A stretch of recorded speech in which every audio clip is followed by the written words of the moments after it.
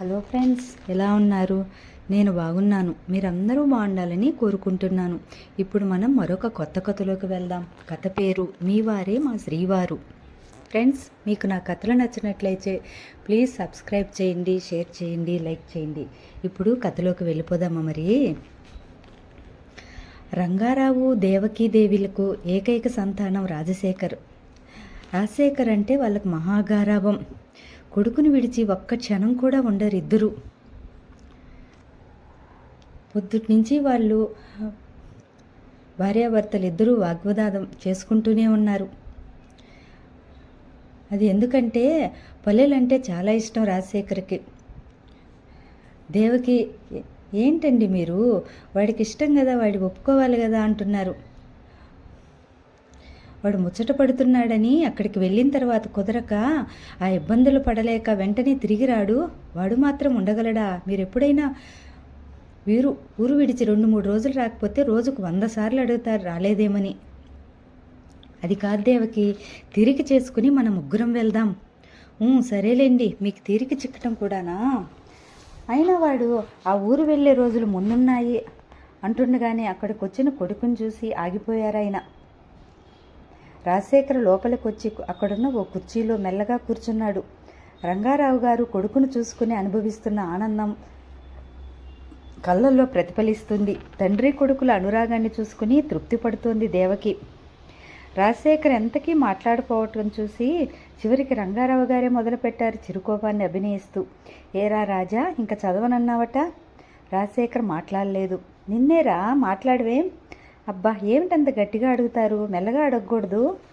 ఆ మాటతో రంగారావు గారు, నేను గట్టిగా మాట్లాడుతున్నానా? సరే, మెల్లగానే మాట్లాడతాను. మరి నీకు వినపడుతుందా? ఇంకా పైకి చదువుకోవాలని, పెద్ద పెద్ద చదువులు చదవాలని ఉన్న వాళ్ళంతా క్లాసు రావటం కోసం ఎన్ని తంటాలు పడతారో, ఎన్ని మార్గాలు తొక్కుతారో తెలుసా? అటువంటిది వీడి క్లాసుకు వచ్చినా ఇంకా చదవనంటాడా? అసలు అంతా వీడి ఇష్టమేనా? డాడీ, అసలు నా ఉద్దేశం ఏమిటంటే... ఏమిటో ఆ ఉద్దేశం? అదుగో, అంత గట్టిగా అరిస్తే వాడు ఇంకేం మాట్లాడతాడు? రంగారావు గారు భార్యని విసుగ్గా చూశారు. తండ్రి కోపం వస్తోందని గ్రహించి రాజశేఖర్ కలగజేసుకున్నాడు. అది కాదు డాడీ, అసలు ఈ చదువులకు అర్థం ఏమిటి? అంటే చదువులకు అర్థం తెలియని మూర్ఖుడు అనుకుంటున్నావా నన్ను? వాడిని మాట్లాడినిస్తారా అసలు? దేవకి చిరాకు పడింది. అది కాదు డాడీ, మీకు తెలియనిది కాదు, కానీ చదువులకు అర్థం విజ్ఞాన సముపార్జన కదా. పూర్వకాలంలో ఈ చదువులు అందుకే చదివించేవారు. అవి రాను రాను ధనార్జన కోసం మారిపోయాయి. ఇప్పుడు ఈ చదువులు కేవలం డబ్బు సంపాదించడానికి మాత్రమే ఉద్దేశం పడుతున్నాయి. విజ్ఞానం కోసం చదివేవాళ్ళు చాలా మటుకు అరుదనే చెప్పాలి. విజ్ఞానం సంపాదించుకోవాలంటే కాలేజీల్లోనూ యూనివర్సిటీల్లోనూ చదివి డిగ్రీలు సర్టిఫికెట్లు మాత్రం వస్తున్నాయి. నేను మాత్రం కేవలం విజ్ఞానం కోసమే చదువుకుంటున్నాను. నాకు ఈ డిగ్రీలు సర్టిఫికెట్లు అవసరం లేదు. ఎందుకంటారా? నాకు ఉద్యోగం చేసే ఉద్దేశం లేదు. అందుకే నేను యూనివర్సిటీలో చేరదలుచుకోలేదు. కానీ ఇంకా విజ్ఞానం పెంపొందించుకోవాలని ఉంది. నాకు కావలసినవన్నీ లైబ్రరీలు ఉన్నాయి. మహామహులు రాసిన పుస్తకాలున్నాయి. అవి చాలు. కొడుకు వాగ్ధోరణికి విస్తుపోయారు రంగారావు గారు. దేవకి కూడా రాజశేఖర మాటలకి మెచ్చుకోలుగా చూస్తూ, వింటున్నారా వాడు చెప్పింది అని అడిగింది. అప్పటికి తేరుకున్నారు రంగారావు గారు. వింటున్నా, నాకు చెవులు లేదులే అన్నారు. రాజా చెప్పినవన్నీ నగ్న సత్యాలని తెలుసు. తన కొడుకులో ఇంత అవగాహన పెరిగిందంటే నమ్మశక్యంగా లేదు. అందుకు గర్వం కూడా కలుగుతుంది. బాగుందిరా, చదువుకునే ప్రతివాడు నీలాగే అనుకుంటే ఇంకా బాగుపడ్డట్టే. వాళ్ళంతా ఏదో అనాలి కాబట్టి అన్నట్టున్నాయి ఆ మాటలు.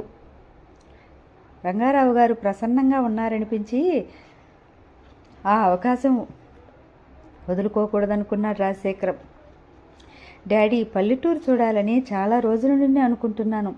ఈసారికి నేను వెళ్తాను డాడీ. 1 నెల 2 నెలల నుండి వచ్చేస్తాను. అంతే డాడీ, ప్లీజ్, బ్రతిమలాడుతున్నట్టుగా అన్నాడు రాజశేఖర్. పూర్వకాలంలో రాజకుమారులు విద్యాభ్యాసం అయిన తర్వాత దేశాటన తిరిగి వచ్చేవారట. తనిప్పుడు దేశాటనికి కాకుండా దేనికి బయలుదేరుతున్నారా? తండ్రి మాటలకు రాజశేఖరం ఏం మాట్లాడలేదు. తర్వాత కొద్దిసేపటికి, ఆహా అది కాదు డాడీ, మరి ఈసారి రాజశేఖర్ తడబడ్డాడు. సరే నువ్వంత సరదా పడుతుంటే నేనెందుకు కాదనాలి, కానీ ఒక విషయం గుర్తుంచుకో, అక్కడున్న నా స్నేహితుడు నారాయణ నా ప్రాణమిత్రుడు. ఆయనకు ఏమాత్రం బాధ కలిగినా నేను సహించను. అతనికి బాధ కలగకుండా నువ్వు వ్యవహరించాలి. అందుకే నేను అక్కడ మీ స్నేహితుని అబ్బాయిని చెప్తాను డాడీ. రాజా, మరో ముఖ్య విషయం ఇది ఇప్పుడు నీకు చెప్పనక్కర్లేదనుకో, కానీ ఇప్పుడు చెప్పటమే మంచిదని నా అంతరాత్మ చెప్తుంది. దేశాటనికి వెళ్ళిన రాకుమారులు రాకుమార్తెలను మరెవరికో వరించి వివాహం ఆడి తీసుకొచ్చేవారట. నువ్వు అలా చేయవని నమ్ముతున్నాను. ఎందుకంటే నీ వివాహ విషయంలో మాదో కోరిక ఉంది. ఇప్పటికీ నువ్వు నీ పెళ్లి విషయంలో కుతూహలం చూపలేదని అనుకుంటున్నాను. మా నారాయణ కూతుర్ని ఇంటి కోడలుగా చేసుకుంటామని చిన్నప్పుడు మీ అమ్మ నేను మాట ఇచ్చాం. అయితే ఆ మాట ప్రకారం చేసి తీరాలని మా నారాయణ బలవంత పెట్టడనుకో. బొత్తిగా ఇష్టం లేకపోతే మేము పట్టుబట్టం. కానీ ఇప్పటి వరకు నీకు ఏ అభిప్రాయం లేదు కాబట్టి అక్కడికి వెళ్ళిన తర్వాత అమ్మాయిని చూడు. ఆ అమ్మాయి నీకు నచ్చుతుందని నా అభిప్రాయం. నీకు అభ్యంతరం లేనంత వరకు మా మాట నిలబెట్టడానికి ప్రయత్నిస్తామని ఆశిస్తున్నాను అని ఆగి కొడుకు ముఖంలోకి చూశారు రంగారావు గారు. రాజశేఖర్ తలదించుకుని ఉండటం వల్ల అతనిలో ఎటువంటి మార్పు కనపడలేదు. కానీ అంతరంగంలో తండ్రి అంతా విశదంగా మనసు విప్పి మాట్లాడుతుంటే మళ్ళా ప్రారంభించారు రంగారావు గారు. రాజా, ఇప్పుడు నువ్వు వెళ్తున్న ఊరు నువ్వు పుట్టకముందే మేముండే పల్లెటూరు. పేరు రఘునాథగిరి. విజయవాడ వెళ్ళేదారిలో మాధవాపురం అనే ఒక చిన్న స్టేషన్ వస్తుంది. అక్కడ దిగి ఏదైనా బండి దొరికితే దాని మీద వెళ్ళొచ్చు రఘునాథగిరికి. ఆ రోజుల్లో అది కుగ్రామమే అయినా ఒక పాఠశాల ఉండేది. ఊరంతా ఒక కట్టుబాటుతో ఒక మాట మీద నడిచేది. ఊరిలో అందరూ పేద గొప్ప తేడా లేకుండా ఒకరినొకరు ఎంతగానో గౌరవించుకుండేవారు. ఆ తర్వాత వ్యాపారం మీద మక్కువతో నేను దూరంగా ఈ ఊరు వచ్చేశాను. ఇప్పుడైనా ఊరంతా అలాగే ఆ కట్టుబాట్లతోనే ఉంటుంది ఆ గ్రామం. అయితే జనాభా పెరగటంతో ఇప్పుడు ఇళ్ళు కాస్త ఎక్కువయ్యాయి. మాధవాపురంలో ఇప్పుడు జూనియర్ కాలేజీ కూడా ఉంది. అది ఆ ఊరు శివార్లలో ఉండటం వల్ల రఘునాథగిరికి దగ్గరలో ఉందన్నమాట. నువ్వు మాధవాపురంలో దిగి ఏదైనా బండి చూసుకుని రఘునాథగిరి వెళ్ళి నారాయణ గారి ఇల్లు అడిగితే ఎవరైనా చెప్తారు. అవసరమైతే ఆయన దగ్గరకెళ్ళు అని అన్నీ వివరంగా చెప్పి భార్య వైపు తిరిగి, దేవకి, వాడు వెళ్ళినప్పుడు కావలసిన డబ్బు ఇవ్వు, నేను ఈ రాత్రి గుడివాడ వెళ్తున్నాను అన్నారు. రాజశేఖర్ తల్లివైపు ఓసారి చూసి నవ్వుకుంటూ తన గదివైపు వెళ్ళిపోయాడు. దేవకి కొడుకును తృప్తిగా చూసుకుని భర్త వైపు తిరిగి, చూడండి, వాడు అలా వెళ్ళటం అన్ని విధాలా చాలా మంచిది. మనం అనుకున్నట్లు జరుగుతుంది పెళ్ళి. రంగారావు గారు భార్య వైపు ఆశ్చర్యంగా చూస్తూ, పర్వాలేదు, నీకు మంచి మంచి ఆలోచిస్తున్నాయే అన్నారు వేలాకోలంగా. మరి ఎప్పుడు మీలాగానే ఆలోచిస్తారనుకున్నారా అడిగింది కొంటిగా. అంటే నేను తెలివి తక్కువగా ఆలోచిస్తానన్నా నీ ఉద్దేశం అడిగారు చిరుకోపంతో. అయ్యో రామా, నేను అలా అన్నానా? మరి నువ్వన్న మాటకు అర్థం ఏమిటి? దగ్గరగా రాబోయారు. అబ్బాయి గారు వస్తాడు అంటూ తప్పించుకుని వెళ్ళిపోయింది. రంగారావు గారు నవ్వుకున్నారు. సుధా సుధా సుధా బాబాయ్, సుధ వచ్చిందంటగా. నిజమేనా బాబాయ్? పరుగు పరుగున వచ్చిన రజని అడిగింది. అవును వచ్చిందమ్మా, ఇంకా గంటైనా కాలేదు. వచ్చి రాగానే అది నీకోసం మీ ఇంటికే వచ్చింది. అలాగా అంటూ ఇంకేం వినిపించుకోకుండా మళ్ళా పరుగు తీసింది. తన ఇంటికి వచ్చింది. మా అమ్మ సుధ ఇక్కడికి వచ్చిందా అడిగింది మా అమ్మను ఆయాసపడిపోతూ. వచ్చింది కానీ ఆయాసం ఏమిటి? పరుగు పరుగున వచ్చినట్లున్నావు. అవునా? అబ్బా, ఈడొచ్చిన పిల్లవా, పరుగులేమిటే, ఈ అరుపులేమిటి? మా కాలంలో ఈ పాటికి పిల్లల తల్లులయ్యే వాళ్ళం అంటూ బొగ్గలు నొక్కుకుంది మా అమ్మ.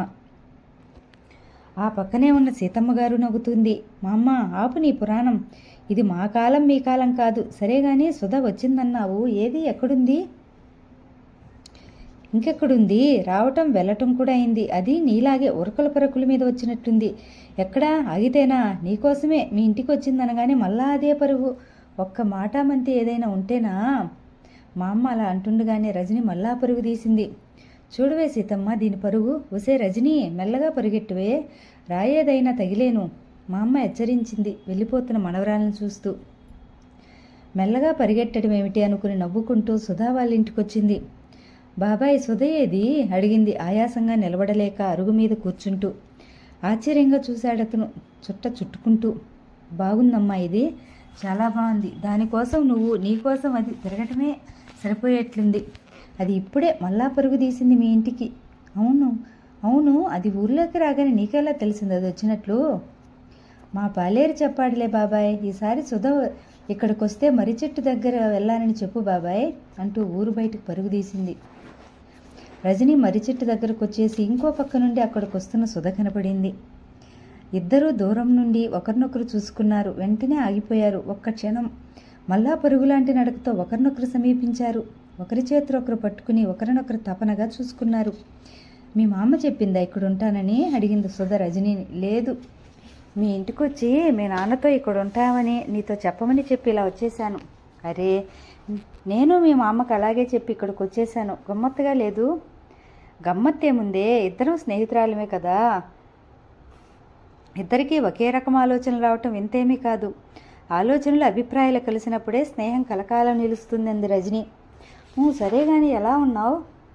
అదేమిటే, నీకు కానీ అక్కడికి వెళ్ళిన తర్వాత కళ్ళజబ్బు రాలేదు కదా, ఎదురుగా అంటే ఎలా ఉన్నావని అడుగుతావేమిటి? అందరూ అలా అడుగుతారు కదా, అదే నాకు అలవాటైనట్టుంది. అవునే, మనం చాలామందికి ఏదో జబ్బైపోయింది మనలో. ఎదురుగా మనిషిని పెట్టుకుని బాగున్నావా అని, సినిమా హాల్లో కనిపించిన వారిని సినిమాకి వచ్చావా అని, కదులుతున్న రైల్లో ఉన్న వారిని చూసి ఊరెళ్తున్నావని అడుగుతారు.